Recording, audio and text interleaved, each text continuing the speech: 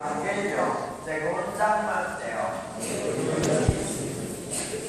capítulo 4, versículo 1. En aquel tiempo Jesús fue conducido por el Espíritu al desierto para ser tentado por el demonio.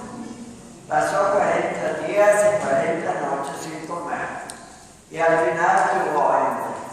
Entonces se le acercó el tentador y le dijo: si tú eres el Hijo de Dios, manda que estas piedras se conviertan en panes. Jesús le respondió: está escrito, no solo de pan vive el hombre, sino también de toda palabra que sale de la boca de Dios. Entonces el diablo lo llevó a la ciudad santa y lo puso en la parte más alta del templo y le dijo: si eres el Hijo de Dios, échate abajo. Porque está escrito, mandará sus ángeles que te cuiden, y ellos te tomarán en sus manos, para que no tropiece tu pie en piedra alguna. Jesús le contestó: también está escrito, no tentarás al Señor tu Dios. Luego lo llevó el diablo a un monte alto, y desde ahí le hizo ver la grandeza de todos los reinos del mundo, y le dijo: te daré todo esto si te postras y me adoras. Pero Jesús le replicó: retírate, Satanás, porque está escrito, adorarás al Señor tu Dios, y a Él solo lo servirás. Entonces lo dejó el diablo y se acercaron los ángeles para servirle. Esta es palabra del Señor. En el nombre del Padre, del Hijo y del Espíritu Santo. Amén. Generalmente la homilía es para comentar el Evangelio, pero hoy es el primer domingo de la Cuaresma, en el cual estamos planteando el gran misterio del ser humano, del bien y del mal. Entonces lo que voy a hacer es comentar la primera lectura, que es del libro del Génesis. Si ustedes se fijan, aquí dice, lectura del libro del Génesis, capítulo 2. ¿Y por qué no el capítulo 1? La primera observación. Hay dos versiones de la creación del hombre. Una en el capítulo 1 y la otra en el capítulo 2. Las dos son completas, cada una a su modo. Y tienen también un nombre. Una se refiere a Dios como Elohim. Entonces se llama la versión de Elohim, o sea, de Dios plural. La otra, la segunda, se llama la versión sacerdotal, que es esta que vamos a leer. Entonces, ¿qué dice el Génesis? En primer lugar, voy a decir una palabra que creo que la gente todavía se escandaliza, pero es cierto. Esa descripción es un mito. No se asusten por la palabra. No es una leyenda, no es poesía, no es historia, es un mito. Como cualquier antropólogo sabe esto, ahora que ha sido muy estudiado todo el lenguaje mitológico, podemos decir esta historia del arbolito y de Adán y Eva y del tipo de pecado es un mito. ¿Por qué es un mito? Porque el lenguaje mítico pone a dialogar un animal con el hombre, Dios con el hombre. Toda esa mezcla es típico del lenguaje mitológico. Ahora bien, ¿qué pretende decir el lenguaje mitológico? Ahí está el problema. Uno cree que decir el mito entonces no vale. No, mentira, vale más. Porque el mito pretende enseñar. Es un lenguaje intelectual. Y por lo tanto, los que escribieron el Génesis pretenden enseñarnos cuál es la relación del hombre con Dios. Dios. Vamos a ver lo que dice.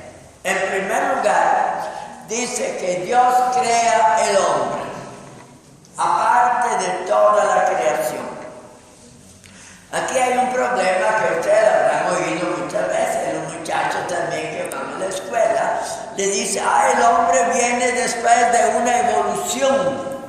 Esa palabra evolución.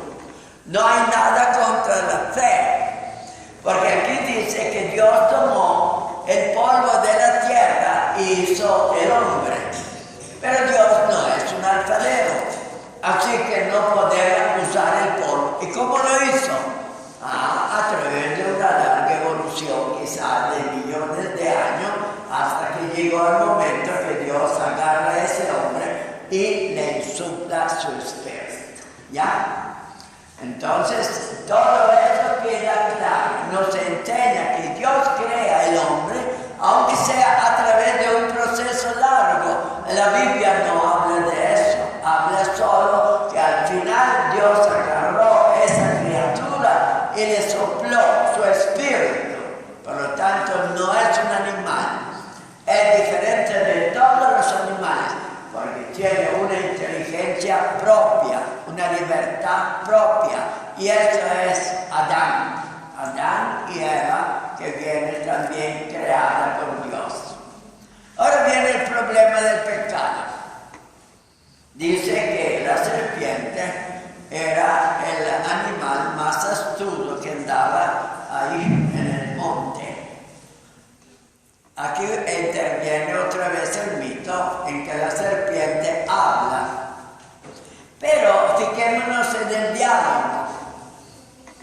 En primer lugar dice que Eva le gustó aquel árbol, tenía bonito aspecto, se veía sabroso y además daba sabiduría. Hay que fijarse en todo. Entonces, ese árbol daba una sabiduría nueva, pero Eva, sabía que estaba prohibido comer de ese árbol, porque si la comía venía la muerte. Está claro como el sol. Aquí dice, Eva sabía que si comía de eso iba a morir. No sabía lo que era morir, posiblemente, quizás algún animal había muerto y alguna idea la tenía, pero morir uno era algo nuevo. Y a pesar de esto, la belleza de la tentación, el deseo de saber, pone de un lado la voluntad de Dios y lo comió, sabiendo que desobedecía. Ese es su pecado, no es la manzana, no vengan con cuentos, esa es parte del mito. Pero la desobediencia es la enseñanza que nos da Génesis. Ella, sabiendo que Dios le había prohibido, como nosotros, que cuando hacemos un adulterio sabemos que eso está mal, y sin embargo lo hacemos. Eso es el pecado. Entonces ella pecó, pero no se reveló nada hasta que Adán comió también, porque el jefe responsable era Adán. Y cuando Adán también se dejó jalar por la mujer, y él también comió por la misma curiosidad, afán de saber por encima de, era como ponerse a la par con Dios. Dios está ahí y yo me pongo enfrente a Dios. Y díganme ustedes si no es pecado. Es el pecado más grande que el hombre puede hacer, colocarse a la misma altura de Dios. Entonces, ¿qué sucedió? Se dieron cuenta que estaban desnudos. Vale la pena que nos reflexionamos también sobre eso. ¿Cree usted que antes no veían que estaban desnudos? Claro que sí. ¿Y por qué no le importaba? Porque tenían la gracia. No había pasiones, no había lujuria, no había afán de apoderarse, no había nada de eso. Eso antes porque tenían la gracia. Cuando ellos pecan, automáticamente las pasiones se despiertan. Y no solo la lujuria, la ira, el odio, la sensualidad, la mentira, todo va junto. Han perdido la gracia. No me voy a alargar mucho, porque San Pablo en la lectura dice, igual como hubo un hombre que pecó, y detrás de él todos pecaron, toda la humanidad lejos de Dios. ¿Cuántos años? ¿100,000? ¿200,000? 1,000,000 de años de pecado, de humanidad condenada por Dios. No sabemos, es difícil de calcular, pero sabemos que luego, después de cierto tiempo, Dios habló a Abraham, y Abraham tuvo sus hijos, y de ahí nació Jesús, Adán y Cristo. Con Adán todos murieron, todos condenados, y con Cristo no es lo mismo. Él salvó a todos. Pero ¿quién se salva? Ah, los que creen en Él. Cada uno tiene que creer en Cristo, si no se queda en el montón. Entonces, como veo, San Pablo a los romanos explica bien.